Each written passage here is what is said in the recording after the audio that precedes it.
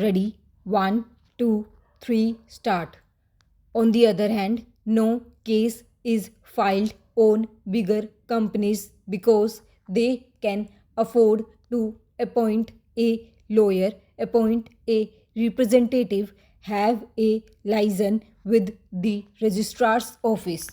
A person who is having a company with rupees 5 lakhs or rupees 2 lakhs or rupees 10 lakhs of capital, a small factory or business does not have that much of resources to go and have a liaison with the registrar of companies. The result is that cases are filed against him, and where a fine of rupees 50 could have been sufficient for settlement, a fine of rupees 5,000 is imposed. The same law is not applied to the public companies and government corporations. Once I was chairman of the Bihar Industrial Development Corporation.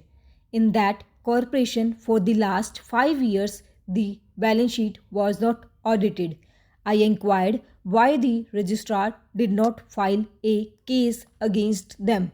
They said that it is headed by a managing director who is an IS officer, and no case can be filed against an IS officer. He is big bureaucrat. He is much higher than the registrar of companies. That is why I suggest 2 or 3 things. Small people are actually being tortured and bigger ones go scot free. This is practically happening. So, for better growth of the companies, my suggestions are three in number. First, simplify the forms.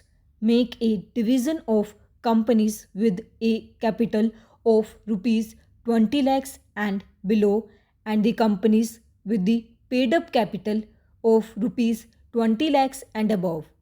In the case of companies below rupees 20 lakhs, share capital, burden and difficulties should be lesser. The forms should be simpler. In case of failure to submit forms or delay in the submission of their reports, there should be a fine, only say of rupees 50 or rupees 500, but no prosecution. For bigger companies, you have whatever laws you have got today, make another category of the public undertakings, the government companies. Such companies should be treated on a different footing because 100% shares invested belong to the government. It is the people's money. It is managed officially. There is no personal interest involved. The delay is because of some administrative difficulties. So keep such companies in a different category. Fourthly, in case you are not able to amend this, the only alternative is do not allow small companies to grow.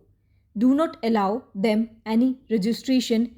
If you allow them registration, you force them to follow these rules. And if they fail, you take them to the court for harassment.